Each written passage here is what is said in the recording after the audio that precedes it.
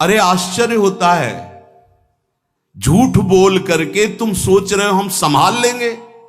नहीं नहीं, झूठ तुम्हारा नाश कर रहा है, तुम्हें पता नहीं। जिस जिह्वा से नाम जप कर रहे हो, अगर नाम का विशेष फल प्राप्त करना है, जल्दी फल प्राप्त करना है, आपको दुखों से बचना है, पाप भस्म करना है, तो झूठ बोलना बंद कर दीजिए। क्या बिगड़ जाएगा आपका? सच्ची बोलने में क्या बिगड़ जाएगा? सच्ची बोलना शुरू करोगे, हिम्मत नहीं रह जाएगी पाप करने की। ये जो पाप करने की तुम्हारी हिम्मत पड़ रही, झूठ बोलने के कारण पड़ रही। नहीं, असत्य संपातक पुंजा, सबसे बड़ा पाप झूठ बोलना। उससे क्या होता है? हर चीज हम छुपाना चाहते हैं। किससे? उस सर्वज्ञ परमात्मा से, गुरुदेव से। नहीं, झूठ नहीं। नाम इसीलिए नहीं चल पा रहा, थोड़ी दिन नाम चलाएंगे छूट जाएगा, क्योंकि आप झूठ बोलते हैं, पापाचरण करते हैं। अगर नाम को चलाना है तो नारायण स्वामी जी कह रहे हैं, पहली बात मौन का आश्रय लीजिए, कम बोलिए, अधिकतर चुप रहना सीखिए, तभी नाम चला पाएंगे। जो कार्य कर रहे हैं आप उस पर ध्यान दें, उस कार्य को एकाग्रता पूर्वक करें, वाणी को मौन रखें, उस वाणी से धीरे धीरे नाम उच्चारण करें। कम से कम 24 घंटे में 4 घंटे मौन का तो सबको अभ्यास कर लेना चाहिए। 24 घंटे में 4 घंटे मौन का। तो ऐसे ऐसे बुद्धिमान हो कहेंगे हम 6 घंटे मौन रहते हैं। कब? बोले जब सोते हैं तब। आप 4 घंटे कह रहे, हम 6 घंटे मौन रहते हैं। 24 घंटे में हम 6 घंटे मौन रहते हैं, बहुत बुद्धिमान है।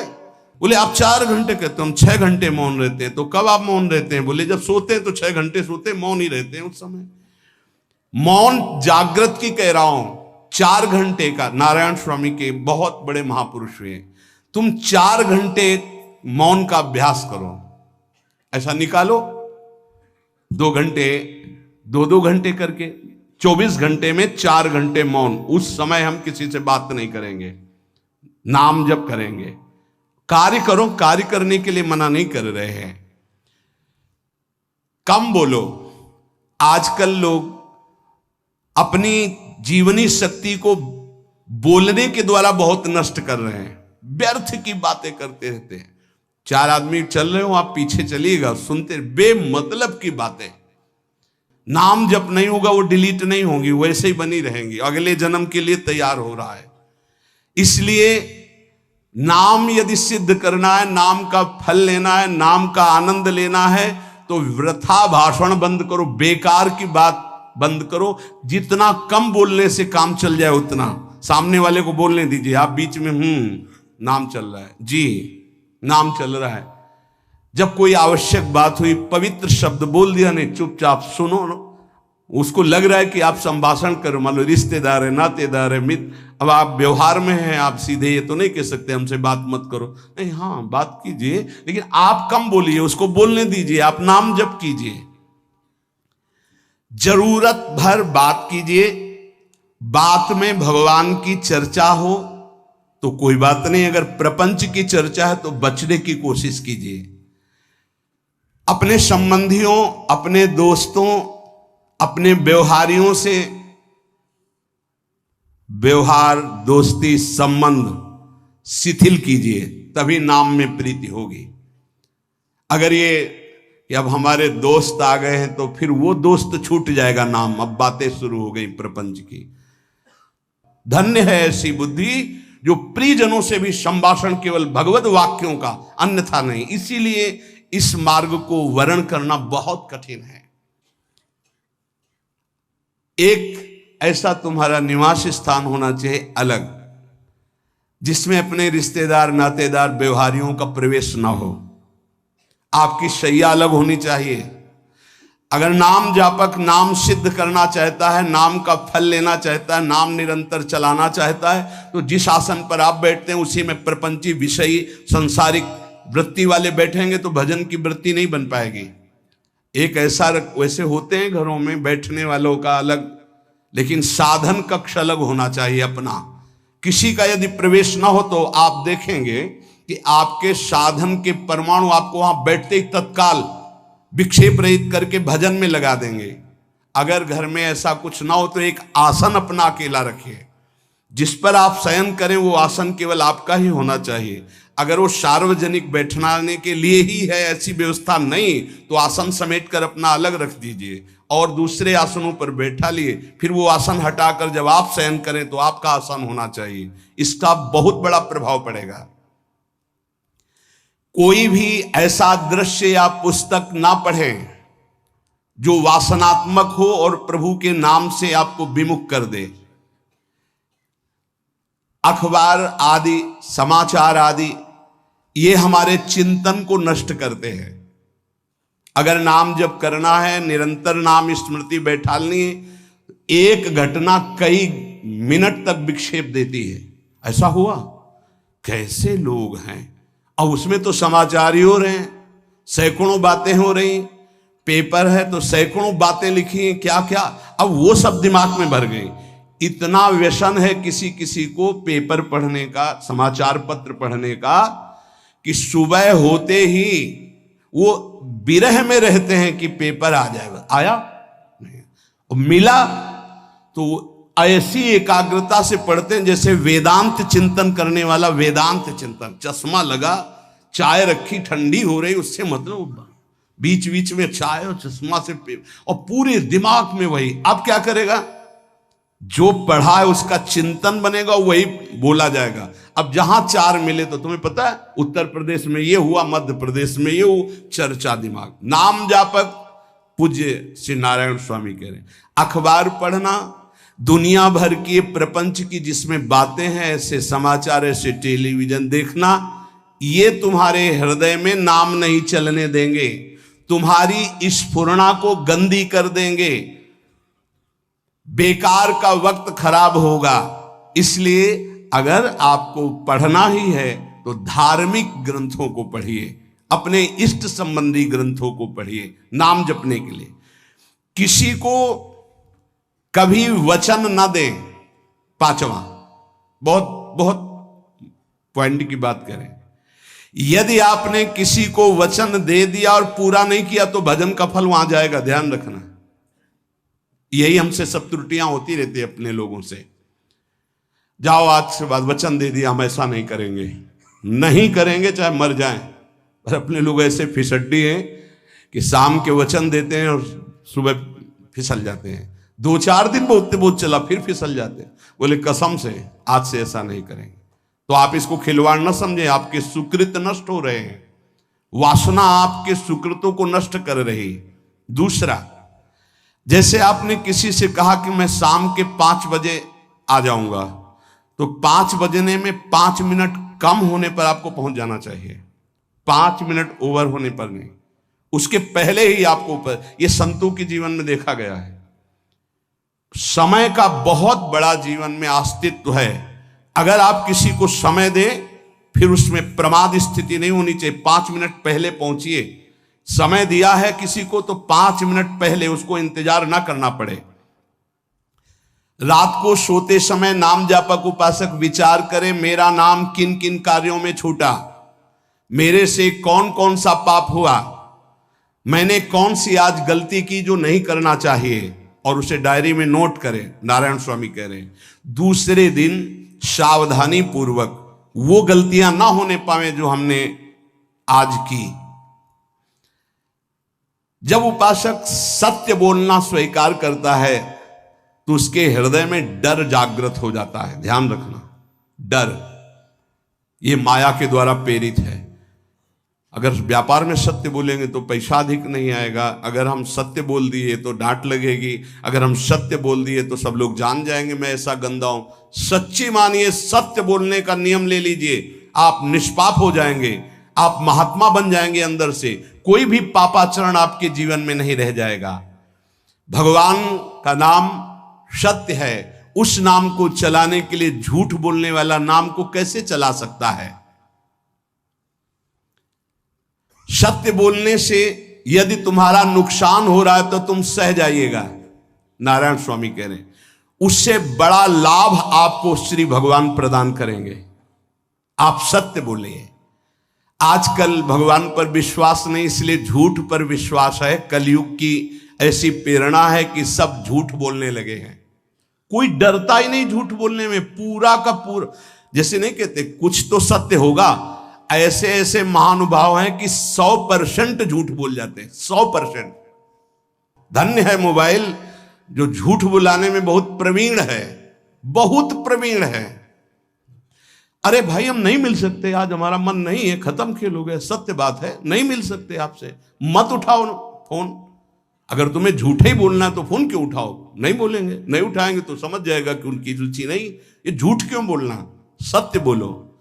झूठ से यदि आप बच गए तो आपके जिह्वा पे नाम निरंतर चलने लगेगा। ये झूठ ही नाम नहीं चलने दे रहा। असत्य आचरण, छुपाने की वृत्ति, असत्य भाषण, ये नाम में प्रीति नहीं। किसी को भी फुसलाने के लिए झूठ मत बोलिए। सत्य बोलने का अभ्यास कर लिए तो पापी जीव भी महात्मा बन जाए। सत्य आवश्यक है। एक बड़े कागज पर ऐसी जगह लिख के रख लो जहां तुम उठते बैठते देखते हो कि मुझे सत्य बोलने का नियम लेना है, झूठ नहीं बोलना है। सत्य साधन कर लो, फिर देखो नाम कैसे चलता है। तपस्या, बड़े बड़े पुण्य, बड़े बड़े तीर्थ स्नान उतना पवित्र नहीं करेंगे जितना सत्य बोलने से होगा। पर बहुत कठिन है इस समय सत्य बोलना। मतलब बात बात पे असत्य का ही वर्ताव हो रहा है, असत्य का अच्छा, ये कोई संसारी आदमी में नहीं, कुछ ऐसे होंगे जो सत्य की वार्ता करते नहीं। प्रायः क्या जाता है, झूठ बोलने में बोल दिया और सामने वाला राजी हो गया, हम निकल गए। लेकिन सत्य ना होने के कारण आप में सत्य आचरण, सत्य स्वरूप भगवान का नाम, भगवान को कहा गया सत्य नारायण, वो नाम नहीं चलेगा। भजन करने का पहला साधन है सत्य बोलना, जबान से सत्य बोला जाए। और भजन की संख्या प्रारंभ में जरूर लेनी चाहिए। यदि 10 माला का नियम लिया, 20 माला का नियम लिया, तो उसे निर्वाह करो। जैसे यहां शरणागति मंत्र मिलता है तो 11 माला प्रारंभ में दी जाती कि आपको करना ही है, ज्यादा हो जाए वो ठीक, 11 से कम वो कभी जीवन में नहीं। अपने जीवन में गुरु आज्ञा 11 माला तो करनी है, हर समय करना है। पर ये मन थोड़े दिन तो नियम में चलेगा, इसके बाद छोड़ देगा। दीक्षा तब लेनी चाहिए जब गुरु आज्ञा पे चलने की हिम्मत हो, नहीं तो ऐसे ही नाम जपो करो। जब नियम मिल गया 11 माला तो चाहे प्राण निकल जाए, हमको 11 माला पूरे करने हैं, प्राण निकलने तक गुरु आज्ञा का पालन करना है। यदि आप नाम जब अधिक मात्रा में नहीं करेंगे तो जो आपको नाम मिला है उसका फल आपको अनुभव में नहीं आएगा। क्यों? क्योंकि नाम का हिस्सेदारी होती है, भजन की हिस्सेदारी होती है। जैसे किसी ने प्रणाम किया, वो भजन लिया। गृहस्थी को इसीलिए मना किया कि रास्ते में परिक्रमा मार्ग में हलवा पूड़ी ये सब बट रहा है, हाथ मत फैलाओ। वो दान कर रहा है, सुकृत कर रहा है, और कोई दूसरे ले विरक्त आदि। आप अपने भूख मिटाने के लिए 4 रुपया के चना लेके भले पालो, लेकिन दूसरे के द्वारा दिया हुआ हलवा मत पाओ। यहां धाम आए हो, भगवत कमाई करने आए हो, यहां नाम जप करो, कष्ट सहकर परिक्रमा दो। हो सके 4 रुपए की वस्तु लेकर के आप पशु पक्षियों को पवा दो, किसी एक का पेट भर। तुम मत पाओ दूसरे का। तुम चाहो तो उपवास कर सकते हो, या प्राण पोषण के लिए रूखा सूखा थोड़ा खा लो। ये दूसरे के आराम से धाम में हम आए 2-4 दिन खूब खाए पिए नहीं, भागीदारी हो जाएगी तुम्हारे पुण्यों की। वहां ऐसे फ्री नहीं है कुछ। भजन का भागीदार राजा भी होता है, जिसके राज्य में रह रहे हैं। जो अन्न देता है वो भजन का, जो वस्त्र देता है वो भजन। इसीलिए गृहस्थ को कहीं कुछ भी स्वीकार नहीं करना चाहिए। ये बहुत ध्यान रखिए। अगर आप कहीं तीर्थ साधु आश्रम कहीं जाते हैं, कोशिश कीजिए कि किसी से सेवा ना ले, और अगर सेवा ले तो उसके अनुसार फिर अर्थ दे दे। अगर आपने वहां भोजन पाया, पानी पाया, तो उसके अनुसार सोच ले कि अगर हम इतना खरीदते तो कितने का मिलता, वो दे दिया तो आपका भजन बच गया। कभी आपको कोई प्रणाम नमस्कार करे, तत्काल बराबर प्रणाम करो। किसी को अपना भजन का हिस्सेदारी नहीं, सबका मंगल हो। ये भजन जितना बढ़ेगा तो आपको भगवदाकार कर देगा। दिन रात 24 घंटे में 21,600 श्वास चलती है। 21,600 श्वास में 6 घंटा तो सोने के चले जाते, उसमें तो चेतना नहीं रहती। अब हमको अगर 21,600 नाम हमको जपने को मिल जाए तो हमारी हर श्वास सार्थक हो जाए। जो हम 5-6 घंटा सोते हैं उसमें जिनका अभ्यास है तो बात अलग है, नहीं तो वो व्यर्थ जाती है। तो हमें एक श्वास में कई नाम जपने का अभ्यास करना चाहिए, जिससे 200 माला फेरने पर ये 21,600 श्वासों की गणना पूरी होती है। अगर हम 200 माला का नियम ले तो इतना हो सकता है। तो हमें लगता है अगर हर समय माला नहीं ले सकते तो श्वास वाली माला बहुत अच्छी रहती है। श्वास में 4 बार खींचो, 4 बार नाम लेते हुए छोड़ो। दूसरा साधन, एक छोटी माला ले ले, जो आजकल तो काउंटर चला है, काउंटर में ज्यादा सुविधा संसार के क्रियाओं में रहने वालों को होती कि क्या अपनी जेब में डाल लिया। तीसरा साधन वो बहुत कठिन है, मन की वृत्ति से नाम जप करना। माला, श्वास और मन की वृत्ति, उसमें श्वास की भी गणना का ध्यान नहीं रहता, उसमें केवल चिंतन होता है, चल रहा है। पर ये आखिरी स्थिति होती, इसी के बाद वो परिपक्व अवस्था होता है। जिह्वा से धीरे धीरे नाम उच्चारण करते हुए ये पहला अभ्यास है। प्रारंभिक को एकदम मानसिक में नहीं पहुंचने की चेष्टा करनी चाहिए, 2-4 नाम के बाद मन प्रपंच में फंसा देगा। दूसरा अभ्यास कंठ से में, जैसे हम जिह्वा से राधा वल्लभ श्री राधा वल्लभ श्री राधा वल्लभ श्री, इसे वाचिक जप कहते हैं। मंत्र नहीं होगा, ऐसे नाम होगा। फिर उपांश ऐसे, फिर कंठ से चलता है, फिर हृदय से चलने लगता है, फिर नाभि से चलता है। जिसका नाभि से चलने लगता है उसका परावाणी के द्वारा भजन, वो सिद्ध पुरुष कहा जाता है। 4 वाणी, परा, पश्यंती, मध्यमा, वैखरी। वैखरी जो बोल रहे हैं, जो कंठ से, फिर हृदय से पश्यंती, परा नाभि से, मूलाधार केंद्र से लेकर के संपूर्ण ब्रह्मांड में इसमें नाम गूंज रहा है, वो सिद्ध पुरुष का होता है। पहला अभ्यास जिह्वा हिला करके शुरू करें, राधा राधा राधा राधा। फिर कंठ से, कभी हमारे सदगुरुदेव भगवान को देखना, अगर कोई आ गया और बातचीत का हुआ तो यहां से तत्काल चलता दिखाई देता है ना, कंठ ऐसे ऐसे हिलने लगता है कंठ। अगर शांत बैठे तो फिर नहीं दिखाई दे। अगर कोई है आसपास तो इतनी तीव्रता लगन होती कि कहीं छूट ना जाए नाम। कंठ से विशिष्ट अभ्यासी का, फिर हृदय से परिपक्व अभ्यासी का, और नाभि से सिद्ध महापुरुष का, परावाणी से चलता है। अगर 1 वर्ष तक जिह्वा से अभ्यास किया जाए, ये मैंने किया है, नारायण स्वामी कहते हैं, तो दूसरे वर्ष में कंठ से प्रारंभ हो जाता है। 2 वर्ष कंठ से चले तो अगला हृदय से प्रारंभ हो जाता है, और हृदय से 3 वर्ष चले तो फिर नाभि से 7 वर्ष में नाम सिद्ध हो जाएगा। अगर नियम पूर्वक झूठ ना बोले, सत्य आचरण करे, ऐसे नाम जप करे। हम ये कहते हैं कि चलो थोड़ा धीमे ही सही, पर 12 वर्ष में तो आपको सिद्ध हो जाना चाहिए। 12 वर्ष, यहां बोले 30 वर्ष के, 50 वर्ष हो गए साधन करते हो, ज्यों कहते हो कोई परिवर्तन नहीं। इसका मतलब अंदर से नाम नहीं चलाया जा रहा, नाम में रुचि नहीं। 12 वर्ष में तो वो भगवत साक्षात्कार करके जागृत स्वप्न सुषुप्ति अवस्था पर विजय प्राप्त कर लेता है साधक। ऐसा ही स्वामी जी ने किया। नारायण नारायण नारायण नारायण नारायण, ऐसी सिद्धावस्था हो गई थी। एक टाट की लंगोटी, एक रस्सी कमर में, बस। बड़े ही उच्च कोट और बहुत बड़े अरब खरबपति घर के बालक थे। सारी सिद्धियां उसके पैरों में लौटने लगती हैं, जिसका नाभि से भजन प्रारंभ हो जाता है, परावाणी से।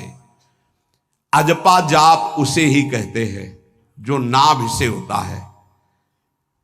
अजपा जाप करने वाले उपासक में जो अजपा जाप करने की चाह रखते हैं, पहला भोजन पर ध्यान दे, सात्विक भोजन, पवित्र भोजन। भाई नाम का स्वाद नहीं मिला तो कुछ लोग जो है बहुत प्रसन्न होते हैं जब सांसारिक पदार्थ आता है। बड़ी कृपा श्री ठाकुर जी की रही है कि इस विषय पर जो है बहुत परिपक्व किया है। रोटी नहीं मिली, ये रबड़ी रसगुल्ला की तो बात जाने दो। गंगा का किनारा, गांव में जाना नहीं, जो आकाश वृत्ति से वो आ जाए वही। आप लोगों को तो रोटी तो मिल रही है। पहला नाम सिद्ध करने के लिए भोजन सात्विक और थोड़ा, अगर एक समय पाके निर्वाह कर लो तो अच्छा, नहीं तो 2 समय। 3 समय पाने का तो अधिकार ही नहीं साधक को। भगवान की बड़ी कृपा है, जब भूख थी तब था नहीं, और जब है तो भोजन नहीं पा सकते। वो बड़ा लीला बिहारी है। जब भूख थी तब भोजन नहीं, और जब भोजन है तो नियम कानून इसके लग गए हैं, ये इतना इतना। दूसरा, पहला भोजन पर पवित्र। देखो नाम जप के लिए बहुत आवश्यक है। यही जीवन है कि अगर आप नाम जप करने लगे तो हमारा बोलना, हमारा जीना सार्थक हो जाएगा। अगर नाम जप आपको करना है तो पवित्र भोजन होना चाहिए। 2 टाइम भोजन पाना है तो थोड़ा थोड़ा पाओ, पेट ना भरने पाए, ऐसा ना लगने की वजन बढ़ गया है। वजन बढ़ गया है तो भजन घट गया है, वजन घट गया तो भजन बढ़ गया है। देखो तुम्हारे संसारिक संबंधी माता पिता चाहेंगे कि तुम्हारा चिकना शरीर होना चाहिए, हष्ट पुष्ट होना चाहिए, लेकिन हम चाहेंगे कि तुम्हारा भजन पुष्ट होना चाहिए, भगवदाकार वृत्ति होना चाहिए। शरीर तो आज है, कल नहीं रहेगा, चाहे जितना चिकना कर लो। संसारिक माता पिता के प्यार में और गुरु के प्यार में यही अंतर है। वो आपके स्वरूप को पुष्ट करेगा तो शरीर तो अपने आप, मन प्रसन्न है तो वो स्वस्थ है, अस्वस्थ होने पर भी स्वस्थ है। अगर शरीर स्वस्थ है और काम वासना है, नाना प्रकार की चिंताएं, ये थोड़ी माता पिता दूर कर पाएंगे। वो तो तपस्या और साधना से ही दूर होती है, ध्यान रख लीजिए। अधिक भोजन पाना, शरीर को बहुत पुष्ट बलवान कर लेना, तो हर इंद्रियों को भोग देना पड़ेगा आपको। वो कोई तपस्वी होता है, जो तपस्वी होता है वो संयमी होता है, जो संयमी होता है उसके चर्बी नहीं होती, ध्यान रखना। युक्ताहार विहार से, प्राण पोषण के लिए केवल शरीर में अन्न जाए तब नाम में प्रीति होगी। खाते खाते अनेकों जन्म व्यतीत हो गए, वर्षों व्यतीत हो गए, अरे अब तो भजन कर लो, कहां तक खाओगे? ये नरक कुंड है, डाला विष्ठा बन गया। नींद, एक नियम बना लो कि इतना ही सोना है। पता नहीं सोने में कौन सा सुख, नींद में केवल एक बात का सुख होता है, आपका संसार का चिंतन नहीं होता, तो आप जो शांत रहते हैं वो सुख होता है, लेकिन वो तमोगुणी सुख है। अगर आप जागृत में संसार का चिंतन न होने दें और भगवत चिंतन कर रहे हैं तो आप महापुरुष हो जाएंगे। सो के जीवन क्यों बर्बाद करते हैं? एक टाइम रखिए सोने का, बस। ये कोई तुम्हारा सुख नहीं है, ये तमोगुणी सुख है। निद्रा आलस्य प्रमादोत्तम तत्तामस मुदाहृतम। और एक बात समझ लो, यद तज्ञे विषमि परिणामे अमृतोपमम, जिसमें विष जैसा शुरुआत में लगता है उसका परिणाम अमृत होता है, और जिसकी शुरुआत अमृत जैसी लगती है उसका परिणाम विष होता है। प्रातःकालीन उठ करके सत्संग में आना विष जैसा लगता है, लेकिन उठ के आ रहे हो तो इसका फल अमृत होगा।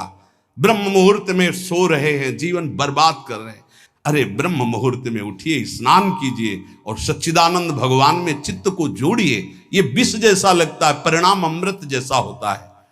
तीसरा, 24 घंटे में 1 घंटे का तो एकांतवास करना सीख ही लो, चाहे गृहस्थ हो चाहे कोई भी हो। 1 घंटे हमसे कोई बात नहीं करेगा, अपने दरवाजा बंद, थोड़ा 1 घंटे कोई ऐसा समय निकालो जिसमें चित्त को केवल श्री कृष्ण से जोड़ो, प्रियाजू से जोड़ सको। चौथा, विरक्त साधक, तकिया गद्दा, ये सब चीजें अगर लगा के सोओगे तो नाम जप नहीं होगा। देखो, हितधाम में कुशासन और एक ईंट कुशासन के नीचे, सर्दी में ओढ़ने के जो हमारे कंबल थे वो आटे का बोरा बलराम जी ला के दे थे। जीवन को यदि आप कसौटी पे नहीं कसेंगे तो भजन नहीं होने वाला। अब तो शरीर रोग से ग्रसित है, आप चाहे जहां रखो चाहे जैसे रखो, प्रिया जो जाने। जब तक हमें भगवदाकार वृत्ति ना हो जाए तब तक विषयों को स्वीकार नहीं। ऐसे हैं साधक, बड़ा सुख मिलता है। एक ऐसे पड़ा हुआ है आसन, उनके कमरे में जाके देखिए, केवल आसन ही है। कितने ऐसे साधक राधा के कुंज में रहते हैं जिनकी चटाई केवल है, न तकिया है न गद्दा है न कोई, उसी चटाई को ऐसे खड़ा कर दिया, बिछा लिया, बस उसी में पड़े, भोजन मिला पा लिया, ऐसे रह रहे हैं। कमरे में देखो जाके तो ऐसा लगेगा कि इसमें कोई रहता ही नहीं, कुछ है ही नहीं, केवल चटाई है। तकिया गद्दा विशेष विलासिता की वस्तुएं तो नाम जप नहीं होने वाला, ध्यान रखना। जहां पड़े आराम से नींद आ जाएगी, सो जाएंगे, और जब तो नींद उतनी आएगी जितनी आवश्यकता है। भजन का खजाना तिजोरी में रखें, कभी किसी से बताएं नहीं कि आपका भजन कितने माला कितना होता है। पूज्य नारायण स्वामी जी कह रहे हैं, भजन को खजाने में रखने का मतलब है लूटने वाले डाकू माया भेजती है, काम क्रोध लोभ मोह मद मत्सर आदि, और प्रिय गृहस्थ भगत आदि। कैसे प्रिय गृहस्थ? स्वामी जी अब ये सब आप ही कहा है, बहुत बीमार है, आप देखना। ठीक है, दूसरे की दुख निवृत्ति करना संत का स्वभाव होता है, पर हम जिस मार्ग के पथिक हैं, हमारा कर्तव्य है, हमारे पास हमारे प्रभु के सिवा कोई नहीं, हमारा जो कुछ है वो प्रभु हैं। ए भैया, जैसा श्री जी चाहेंगे वही सब मंगल करेंगे, ये शब्द होना चाहिए, उससे उसका भी मंगल होगा, आपकी भक्ति पुष्ट होगी। कभी भी जो गृहस्थ में भजन करता है, किसी भी तरह का किसी से भी कोई प्रतिग्रह ना ले, नहीं ले लो, ये लो ही बढ़िया है, रख लो, नहीं महाराज हमारा ये मार्किन का गमछा ही काफी है हमारे लिए, नहीं नहीं नहीं, ये प्रसाद पाल, हाँ इतना किनका दे दीजिए, भगवत प्रसाद है, ये हमारे लिए पर्याप्त। गृहस्थी में अगर आप भजन करते हैं तो अपने भजन को बचाने के लिए किसी से भी दान पुण्य, किसी का भी बट रहा है वो स्वीकार न करें, किसी से प्रणाम नमस्कार, किसी से अपनी सुविधा सेवा स्वीकार न करें। और जो विरक्त है उसको ध्यान रखना चाहिए कि हमारा जीवन केवल जगत मंगल के लिए विश्वेश्वर भगवान को समर्पित जीवन है। ना हम किसी को शाप दे सकते हैं, ना किसी को वरदान दे सकते हैं। सेवक स्वामी की इच्छा को देखता है, ऐसा ऐसा, हाँ प्रियाजू की जैसी इच्छा होगी वैसा नहीं, आप ऐसा नहीं, प्रियाजू का बस जबान से कभी ना किसी के प्रति शाप का, और ना हरिराम व्यास जी ने कहा है कि शाप और वरदान हमारी हमारे स्वामी की, तो हमें हर बार में यही बोलना है, जैसी प्रियाजू की इच्छा, जैसी श्यामाजू की इच्छा। नहीं आप कुछ कह दीजिए तो राधा राधा राधा, नहीं कैसे मंगल होगा, आशीर्वाद दीजिए राधा राधा राधा, बहुत संभाल के। महात्माओं को इस बात में सावधान रखना चाहिए कि ये माया ममता का रूप धारण करके तुम्हारी तिजोरी को खाली कर देगी। खजाना लूटने के लिए माया बहुत अनुभवी महापुरुष है, सेवक के रूप में आती है, खास सेवक बनकर। आज तक जहां दगा हुआ है तो खास से हुआ है। जब वृक्ष कटने लगे तो आपस में बात की, भाई ऐसा कौन आ गया जो हमें काट सकता है? बोले हमारा कोई मिल गया। तो कुल्हाड़ में जो बेंट है ना, बोले मिल गया कोई हमारा। खास बन करके आती है माया, सेवक सेविका रूप लेके। बहुत अनुभव की बात महापुरुषों की, मान लीजिए विरक्त जनों के लिए खास बात है। सेवक सेविका रूप रख करके माया आएगी। इसके बाद अगर आपने स्वीकार किया, फिर तुम सेवक होगे, वो स्वामी होगी। समझ रहे हो? बहुत अंदर से इस बात को समझ लीजिए। अगर आपको भगवत प्राप्ति करनी है तो जब तक शरीर में श्वास रहे, सेवा मत स्वीकार करना किसी की। कपड़ा धुलाना, खाना पीना, भीख मांग के खाओ, भिक्षा अन्न, या आकाशवृत्ति से जियो। जैसे मना, ना कपड़ा धो पाओ तो उतने पहनो जितना धो पाओ।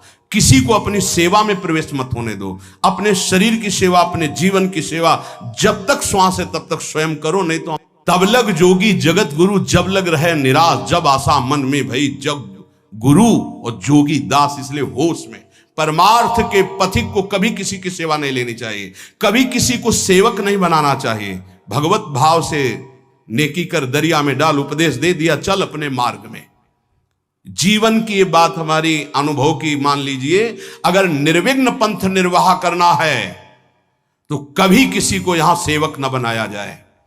सेवक सेविका के रूप में स्वीकार करने वाले साधु का हृदय आग की तरह जलने लगता है। जो जिंदगी भर निश्चिंत और निर्भय रहा, उसे भयभीत और चिंता युक्त होना पड़ता है। चैप्टर ही हमारा नहीं है, हमारा मार्ग अध्यात्म मार्ग है। चाहे गृहस्थ हो चाहे विरक्त हो, एक पत्नी व्रत धारण करने वाला गृहस्थ ब्रह्मचारी ही माना जाता है। जो केवल संतानोत्पत्ति के लिए गृहस्थ क्रिया करता है, उसे ब्रह्मचारी ही माना जाता है। नाम जप करते हुए अतिथि सेवा, परिवार का पोषण, वो साधु ही माना जाता है। हमारे मन में जो भोगों की स्फुरणा होती है, उसके कई कारण होते हैं। एक तो होता है संचित पाप राशि जो पूर्व में जमा है, प्रायः इसी से भोग स्फुरणाएं होती। दूसरा संग से होती। आपकी पाप राशि से स्फुरणा ना हुई तो कोई भोगी पुरुष ऐसा मिला, परमाणु होते हैं। पूज्य श्रीधर बाबा की कुटिया में जब जाते थे, आप सच्ची मानिए, घुसते ही ऐसा लगता जैसे मशीन फिट कर दी गई हो। मंत्र चल एकदम रफ्तार से चल पड़ता। और जे 8 बजे रात्रि के जाते थे चरण चापने, जे ही उनके चरणों को स्पर्श करते, ऐसा लगता हम किसी दिव्य भावलोक में बैठे। क्यों? उनके परमाणु, नाम जापक संत, रात दिन नाम जापक, ऐसे परमाणु उनकी हर वस्तु में, कोई भी वस्तु उनकी छुओ के एक दिव्यता थी उसमें। ऐसे ही जैसे वो रात दिन भजन में लगे तो उनकी हर वस्तु में परमाणु, ऐसे ही रात दिन जो भोगों में लगे उनकी हर वस्तु में भोग के परमाणु हैं। सावधान, उनके आसन पर बैठना, उनकी थाल में पाना, उनका स्पर्श होना, उनका संभाषण होना, उनसे मित्रता करके उनका चिंतन करना, ये भोगों को बढ़ावा देना होगा। इसी को विपरीत देखो संतों के प्रति, उनके समीप बैठना, उनका जूठन पाना, उनको देखना, उनसे संभाषण करना, भजन का बढ़ावा होगा। देख लेना। पूर्व संचित पापों से जो स्फुरणा होती है, उससे बहुत सहजता में बचा जा सकता है। लेकिन प्रगट कुसंग से जो स्फुरणा होती है, इससे बचना बड़ा कठिन होता है। पूर्व पापों से स्फुरणा सबके हृदय में होती है जब तक भगवत साक्षात्कार नहीं हो जाता। वो बार बार आकर्षित करता रहता है संसार का राग। और अगर कहीं कुसंग मिल जाए, फिर क्या कहना है? फिर तो जो स्फुरणा थी संकल्प बनेगा, संकल्प क्रिया बन जाएगी, क्रिया होते ही अध्यात्म अंतर्ध्यान हो जाएगा, अध्यात्म मार्ग ही नहीं रहेगा। इसलिए कर्म राशि की तो तुम चिंता मत करो, उसे तो भस्म करने के लिए शरणागति समर्थ है। लेकिन कुसंग से बचने के लिए तुम्हारे ऊपर पूरा भार है। कुसंग से तुम बचो। बरुघल बास नरक करताता, दुष्ट संग जनि दे विधाता। गंगा किनारे भ्रमण जब कर रहे थे तो तरी घाट है, उसके आगे हम जा रहे थे। नया शरीर और वैराग्य, ना कमंडल, ना बिस्तर, ना कोई, भीषण सर्दी का समय। एक मार्किन नीचे पहने लाल रंग से गेरुआ, बस लंगोटी, और एक मार्किन बस ऊपर, कोई नहीं, कोई कमंडल, कुछ नहीं। रोम रोम हर समय सर्दी से व्याप्त रहता। भोजन की व्यवस्था जहां ठाकुर जी कर दें। तो माह के महीने में रामनगरिया लगती गंगा किनारे। जैसे माघ मास में वहां प्रयाग में, ऐसी जगह जगह मान लो 10,000 फिर 10,000, ऐसे 2-4 किलोमीटर ऐसे ऐसे नगर जैसे बन, रामनगरिया उनको कहते हैं। किनारे से चलने पर वो मिलते हैं। तो एक महात्मा जिनकी पोशाक बहुत अच्छी लग रहा था, सुविधाजनक जीवन है, वो देखा, बड़े बुजुर्ग अवस्था के थे। उनका, हे महात्मा, देखने से ही लग रहा है कि तुम गंगा की परिक्रमा दे रहे हो। परिक्रमा तो नहीं, पर गंगा किनारा ही हमारा जीवन है। बोले आओ 2-4 दिन रुक लो। पूरा रामनगरिया सब अलग अलग तंबू लगे, जैसे प्रयागराज में ऐसे बड़ी व्यवस्था, बड़े ऊंचे ऊंचे ऐसे गद्दे और तंबू, क्योंकि बहुत सर्दी गंगा किनारे तो और पड़ती है। हमें भी लगा चलो संत भगवान 2-4 दिन के लिए कह रहे, रुक जाते। जो ही रुके 12 बजे कितने प्रकार के भोजन, खीर, ये वो, जहां रोटी भी नसीब नहीं हुआ। हम कहा चलो भगवान की बड़ी कृपा, 2-4 दिन जो है दोपहर में पाया। रात्रि में उन्हीं के पास शयन किया, बड़ा तंबू था ऐसे वैसे। दूसरे दिन सुबह 8 बजे के करीब जलेबी का भंडारा था, फिर राजभोग अलग। खूब ऐसे पुण्यात्मा जन करते रहते हैं। पास में और भी ऐसे शिविर लगे थे उनके निज जनों के। तो उनमें से एक प्रणाम योगी है, वो जलेबी का भंडारा संतों के लेकर, वो स्वयं लेके आए, पवाया। और कुछ भी हमका भेंट लेते नहीं, पर जलेबी प्रिय वस्तु, मीठा खूब अच्छे से अच्छा, पहले ये था कि पता ले आज मिला है, कई दिन ना मिले, कभी गैस की गोली नहीं खाली पड़ी, चाहे जितना पालो, 2 दिन 4 दिन नहीं मिला, सब पच गया। अब जीव ही पा करके थोड़ा ही समय हुआ, पहले दिन का राजभोग, दूसरे दिन का ये बाल भोग जलेबी। वो जलेबी बाल भोग का राजभोग जैसा है, गरम गरम जलेबी, जैसे नशा चढ़ता है ऐसे दिमाग में बस। तो उनमें एक बहुत सरल और वास्तविक साधु स्वभाव के थे, वो केवल सेवा में ही रहते थे महंत जी की। उनसे हमने पूछा, वो वय वृद्ध थे, हम कहा कल से आज तक हमारी भावना में बड़ा परिवर्तन हो गया। तो उनका, महाराज क्षमा करना, आप जिस मार्ग में चल रहे हो वो ये मार्ग नहीं है, वो ये मार्ग नहीं जो आप स्वीकार कर लिए। हम कहा अच्छा, तो सोचा 1-2 दिन। बोले नहीं महाराज, आप नहीं समझ रहे हो। और बताया कि जो जलेबी खवाई वो कैसे आचरण कैसा, बस कुछ उठाना धरना तो था नहीं, 2-3-4 दिन जहां भूखे रहे अपने आप ठीक हो गया। अन्न का कुसंग, व्यक्ति का कुसंग, ये परमार्थ की राह को भटका देता। उपासक को सदैव ये देखना चाहिए कि मेरे मन की स्फुरना कहां है, प्रियालाल के प्रति है, भोगों के प्रति। यदि भोगों के प्रति हो रही तो त्रुटि कहां है, पूर्व पाप संस्कार से हो रहे हैं या कहीं कुसंग हो रहा है। पूर्व पाप संस्कार स्फुरना देगा, ना कि आपका नाश, ध्यान रखना।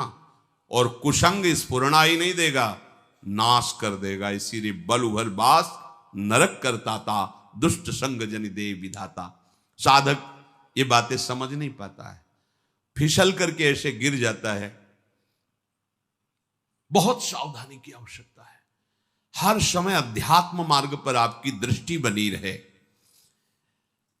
देखो, यदि साधक सावधान नहीं रहेगा तो फिर नया कर्म बना, फिर पुरानी स्फुरना और नया कर्म मिलकर के नवीन चक्र की रचना, जन्म मरण की। इसीलिए मुक्त होना बड़ा कठिन हो जाता है। यदि आप, बहुत ध्यान देने योग्य बात है, शरणागत होकर भजन कर रहे हो, अध्यात्म पर दृष्टि रखें, तो चिंता मत करो, आपकी पूर्व कर्म राशि ये भगवान आचार्य नष्ट कर देंगे, कटी कर्म बंधन से। पर यदि आप नवीन कर्म फिर वैसे ही कर रहे हैं तो विश्वास मत रखना कि पीछे का और आगे का दोनों जोड़ करके भोगना पड़ेगा। पीछे की कर्म राशि तब नष्ट होती है जब अवलो नशानी अब ना नशे हो। आज तक किया, पर आज के बाद चाहे प्राण निकल जाए, आज के बाद नहीं। निहाल हो गए, आज ही निहाल हो गए, आज ही निहाल हो गए। हम तो हम सर्व पापेभ्यो मोक्षयिष्यामि, मेरे सरकार बोल रहे हैं, प्रभु बोल रहे हैं। पर यदि ऐसा कि नए कर्म भी, क्रियमाण भी पापाचरण हो रहा है, फिर नहीं, सिद्धांत काम नहीं करे, फिर पीछे का लागू हो जाएगा। फिर आप कहोगे कि अध्यात्म में उन्नति नहीं हो रही, कोई लाभ नहीं मिल रहा, कोई सुख नहीं मिल रहा, क्योंकि आप गलती कर रहे हो। चलनी में गैया दुहे और दोष दैव को दे। देखो, आपके पीछे के कर्म प्याज जैसे बदबू वाले हैं, जमा है गोदाम में। ऊपर से यदि केसर और कपूर लाद दिया जाए तो केसर और कपूर की गंध प्याज को नष्ट करके अपना प्रभाव दिखा देगी। नाम जब कीर्तन कथा वार्ता, यह है केसर कपूर। लाद दो अपने पूर्व पाप के ऊपर, भगवान नाम का वजन सब दब जाएगी, उसकी दुष्प्रवृत्तियां नष्ट हो जाएंगी।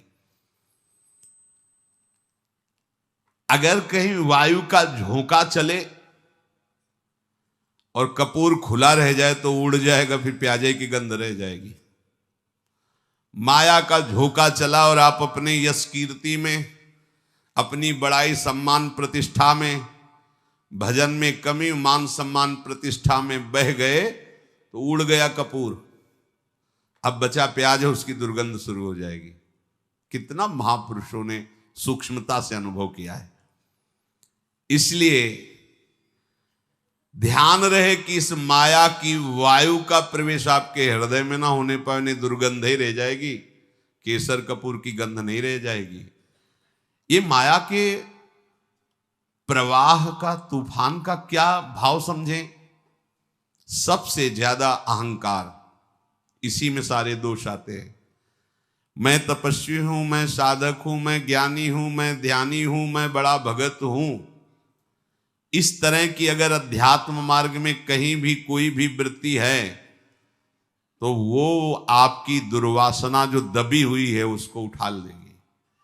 मैं बहुत नीच अधम हूं, अगर ये कुछ साधन बन रहा है तो श्री जी की कृपा से बन रहा है, गुरु जी की कृपा से बन रहा है दुर्गंध वाली बातें, पर ऊपर कपूर और केसर है, उसकी दुर्गंध आपके हृदय को परास्त नहीं कर पाएगी।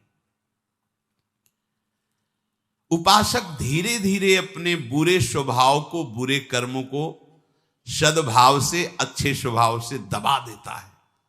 नष्ट नहीं हुआ, नष्ट होता है भगवत साक्षात्कार पर। जब तक प्रभु से आंखें ना मिले तब तक विश्वास न करना कि काम हो गया। यही डर हरिवंश हित जिनो भ्रमय गुण सलिल पर, जिहि नामन मंगल लोक त्यों शिव हरिपद भज न विलंब करे। आगे चल करके प्रभु ऐसी ज्ञानाग्नि पैदा कर देंगे कि फिर वो दुर्गंध वाली चीजें ही नहीं रह जाएंगी। इसलिए जितना जीवन है, एक बार हम अपने प्रभु को समर्पित करके केवल भजन में लगावें।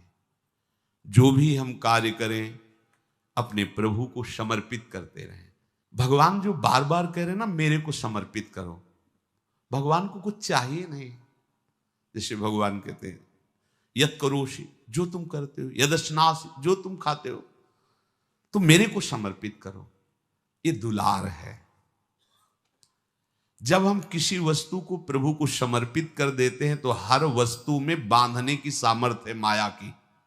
कोई भी सड़ी से सड़ी वस्तु में एक माया शक्ति है जो हमें आसक्ति से बांधती है, आसक्ति से। प्रभु कहते हैं मेरे को समर्पित कर दो। जैसे कर्म समर्पित कर दिया, अब कर्म बंधन नहीं रहेगा। भोग समर्पित कर दिया, अब वो प्रसाद हो। प्रभु तुम्हारे भले के लिए कह रहे हैं कि जो प्रभु को समर्पित कर दिया जाता है वो निर्विकार हो जाता है। बात समझो।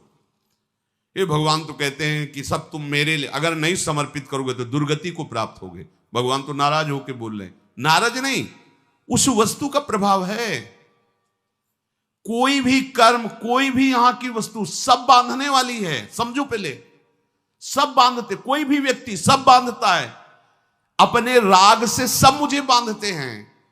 अगर प्रतिकूल हुआ तो द्वेष से बांधते हैं। यहां कोई मुक्त करने वाला नहीं है। एक एक वस्तु, एक एक व्यक्ति, एक एक परिस्थिति केवल बांधती है। और हम साधना कर रहे हैं मुक्त होने की। कैसे करें? भगवान करे चुपचाप जो कर्म करो मेरे को समर्पित करो। इसका रहस्य क्या है?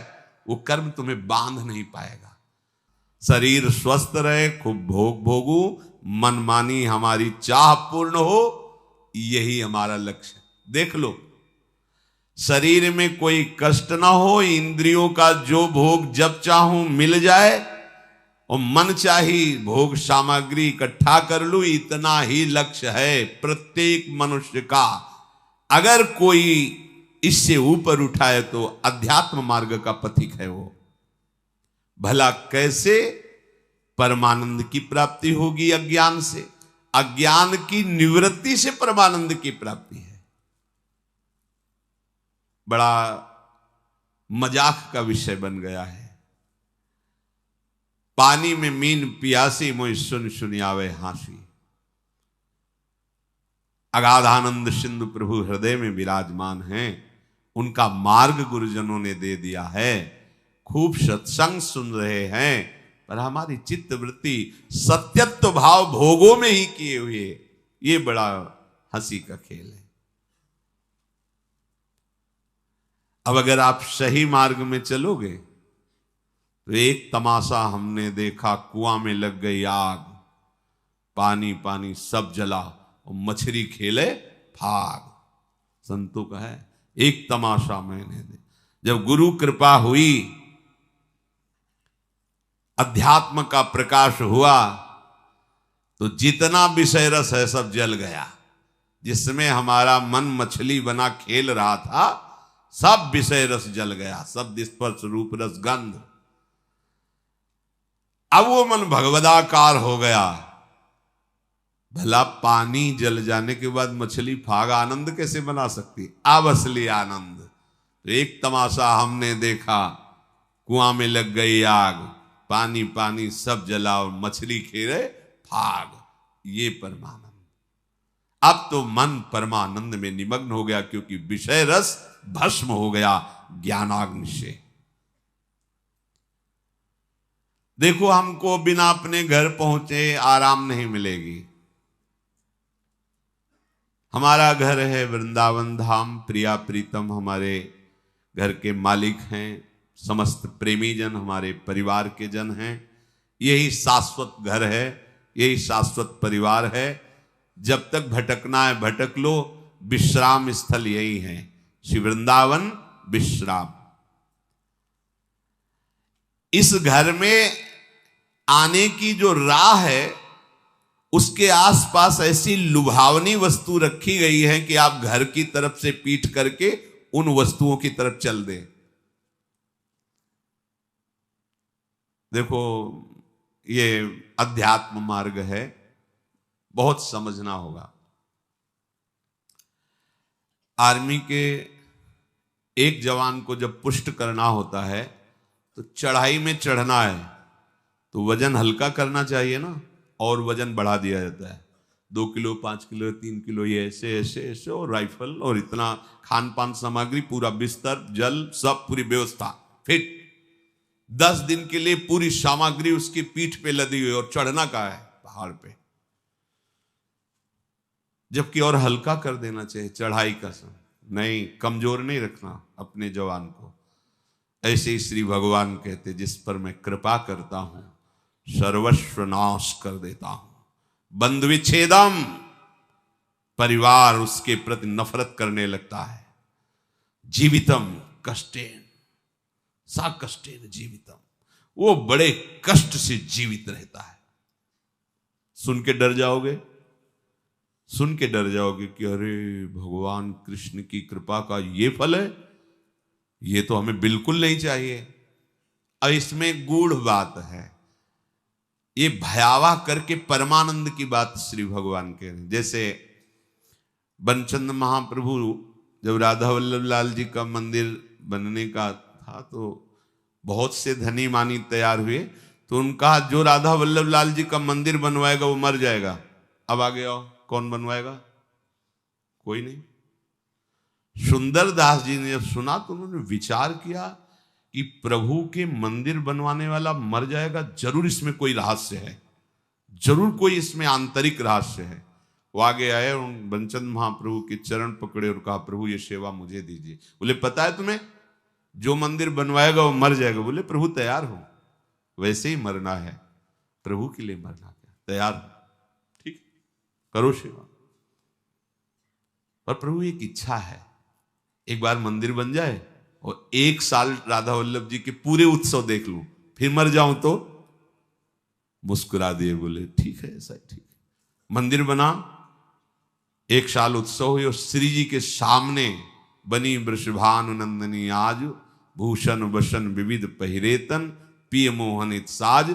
ये समाज में पद हो रहा है और आप निकुंज पधार रहे। शब्द क्या था, मर जाओगे। आंतरिक फल क्या था, जो मंदिर बनवाएगा सीधे निकुंज जाएगा, तो लाखों के नंबर लग जाते।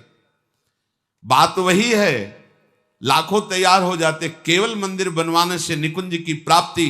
प्रभु मेरा धन, मेरा धन, लेकिन मर जाओगे, पीछे हट गए।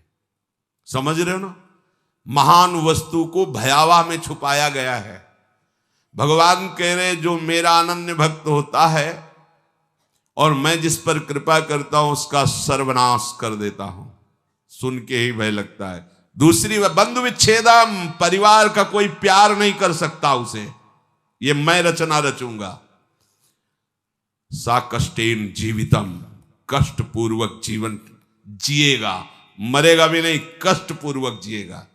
अब लगता है कि प्रभु ऐसी कृपा आप मत करो, ऐसी कृपा। अब इसका आंतरिक भाव, जितने अमंगल, जितनी कामनाएं जो हमें आज तक संसार में दंड देती रही, अहम तो हम सर्व पापेभ्यो, सर्वनाश कर देता हूं। किसका, अहम तो हम सर्व पापेभ्यो मोक्षयिष्यामि मां शुचा, सर्वनाश कर देता हूं उनका जो मेरे शरणागत को स्वप्न में भी दुख देने की बात सोचे, चाहे वो कर्म हो या कोई भी हो। अगर ऐसे तो हृदय उत्साहित होता है ना, जब कह रहे हैं उसका सर्वनाश कर देता हूं तो घबरा जाते ना कि बंधु विच्छेदम, क्या भाई माता पिता परिवार उसका मैं बन जाता हूं, मैं उसका भाई बन जाता हूं, मैं उसका दोस्त बन जाता हूं, मैं उसकी मां बन जाता, सारे संबंधों का पोषण मैं करता हूं स्वयं। सा कष्टेन जीवितम, वो मेरे प्रेम में व्याकुल होकर अपनी श्वासें पूर्ण करता है। ऐसा नहीं कि असाध्य रोग हो गया तो वो कष्ट से जीवित, नहीं। ये हम अंतर की बात जो प्रभु ने समझाया वो तुम्हें बता रहे हैं। नहीं, वो तो बिल्कुल ऐसे बोल दिए जिससे सब भयभीत हो जाए।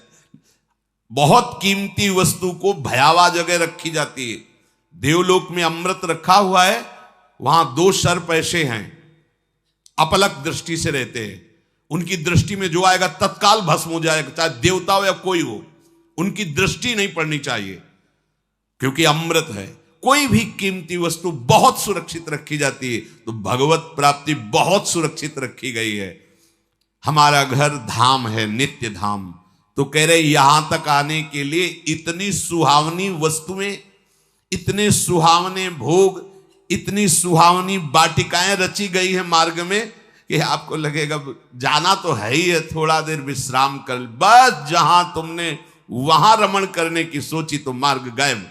जिस मार्ग में चल रहे थे घर पहुंचना है, वो मार्ग गायब। ये दिव्य मार्ग है परमार्थ, वहीं वो रम जाता है और राह अंतर जा। अब राहें नहीं रह गई, मार्ग नहीं रह गया। ये अंतर की बात कहते हैं। ये वो मार्ग नहीं कि थोड़ी देर आराम कर लेंगे, भोग भोग लेंगे, फिर चल लेंगे। भोग में गए तो मार्ग ही गायब, मार्ग ही अंतर ध्यान हो जाए। कहां चल रहे थे, कैसे चल रहे थे, बुद्धि काम नहीं, मार्ग ही गायब। मोक्ष मूलम गुरु कृपा, वो गुरु कृपा से मार्ग प्रकाशित होता है, प्रकट होता है। इसलिए संसार के कल्याण के लिए जो अनुभवी संत महापुरुष जन हैं, वो चीख चीख के कह रहे हैं कि घर लौटो घर। ये संसार दुखालय तुम्हारा घर नहीं है, पर राह में अटको मत और भटको मत। ये राह में ऐसे पथिक अटक जाते हैं और भटक जाते हैं जो थोड़ा मन चले होते हैं। थोड़ा मन चले अर्थात मन के अनुसार कर।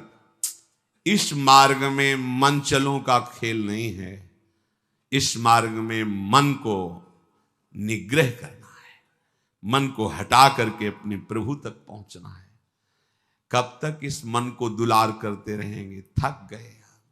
कभी विचार करके दे, कितना गंदा है मन यार, कहां फंसाता है, कहां लगाए हुए है। सोचो कहां लगाए हुए, कितनी भुलावे की खेल। ऐसे अभक्ष पदार्थ खवाता है, ऐसे अपेय पदार्थ पिलाता है, ऐसे अकृत्य कृत्य कराता है जिसे घृणा हो जाए। पर ये माया ऐसा आसक्त कि उसी में वो जीना, उसी में सुख, उसी में वो आनंद का अनुभव करना चाहता है। अनित्यम सुखम लोकमिमं प्राप्य भजस्व माम। ये अनित्य है, असुख है संसार। प्रभु का भजन करके प्रभु को प्राप्त हो, स्वयं कह रहे हैं इस अनित्य में मत फंसो। ये तुम्हें स्वतंत्रता दी गई, तुम प्रारब्ध के अधीन नहीं हो, कोई पशु नहीं हो, मनुष्य हो। प्रारब्ध शुभ अशुभ कर्मों के जो संचित हैं उनमें से कुछ परिणाम निकालकर इस शरीर को दिया गया है। आप जो चाहो कर सकते हो, घोर पाप कर सकते हो और बहुत दिव्य भजन करके भगवान को प्राप्त कर। ये स्वतंत्रता है आपकी, बिल्कुल स्वतंत्र हो। आप मनमानी आचरण कर सकते हो और आप शास्त्र के अनुसार चल सकते हो। आप गुरु की वचन के अनुसार चलकर परमात्मा प्राप्ति कर सकते हो और मन के अनुसार चलकर दुर्गति को प्राप्त हो सकते हो। पूरी स्वतंत्रता है मनुष्य जन्म में। पर ध्यान रखो, ये शरीर क्षण भंगुर है, कभी भी नष्ट हो सकता है। संसार के चाहे जितने पदार्थ और पद समेट लो, तुम्हें कभी शांति नहीं मिलने वाली। देखो आप लोग तो कुछ ही लोगों से मिलते हैं। हम बचपन से भगवान के शरणागत मार्ग में रहे, तो कानपुर महानगर है, एक से एक पदाधिकारी, धनी, फैक्ट्रियों के बड़े बड़े मालिक ऐसे मिले हैं जिनके पीछे 10-10 गाड़ियां चल रही, लोग गनर अंगरक्षक के लिए रखे, बड़ा वैभव। और जब एकांत में मिले हैं, उन्होंने अपनी बात कही है, तो एक साधारण पुरुष से भी ज्यादा वो अशांत है। एक किसान आराम से मेहनत करके 4 रोटी खा के सो जाता है, उनको नींद भी नहीं आती। ऐसी परिवार में कलह है, वैभव इतना है, ऐसे परिवार के आचरण को देख देख के जल रहा है, अशांत हो रहा है। क्यों? फिर सिद्धांत गलत हो जाएगा। भगवान से विमुख को स्वप्न में भी शांति नहीं मिल सकती। आप लोग तो अब आपके सामने जब उतरेंगे तो आपको तो लगेगा ही कि 10 गाड़ी पीछे चल रही। इनके एक मैदा फैक्ट्री के मालिक आते थे, इनके 10 मैदा फैक्ट्री थी, कैसी उनका वैभव।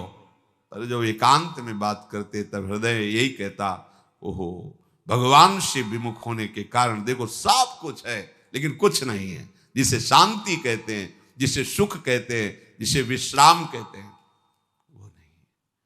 भगवत भक्त जो भजन परायण है, चरित्र में देखा गया उनके पास सही वस्त्र भी नहीं, भोजन भी नहीं, और परमानंद में डूबे, परवाह आनंद मगन, शांति।